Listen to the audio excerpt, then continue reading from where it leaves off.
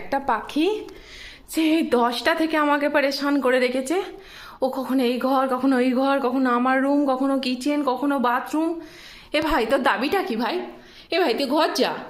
দেখো দেখি, এই দেখো আমার বরের মতো একটাও কথা শুনছে না।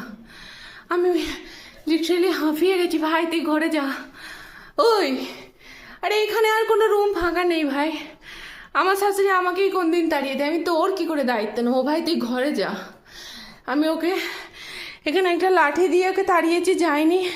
ঝাড়ু নিয়েছি, যাচ্ছে না। ভাই আমি কি করব তোর জন্য বল? তোর মা তোকে খুঁজছে। ভাই তুই ঘরে যা। দেখো এই দেখো আমার পরিষ্কার ঘর, দেখো কিভাবে নোংরা করেছি। এখানে সে আমার ডাইনিং টেবিলে পটি করে দিয়েছে, চিন্তা করা যায়? তোকে আমি কি করে রাখবো ভাই? আমার শাশুড়ি নেই তাই বলে কি তুই চলে আসবি বল? আমার শাশুড়ি দুদিন নেই। এই দেখো ভাই, এই দেখো এই দেখো, এ বেরোচ্ছে না, এ বেরোচ্ছে না। এই ঘর ও ঘর করছে, কি জ্বালিয়ে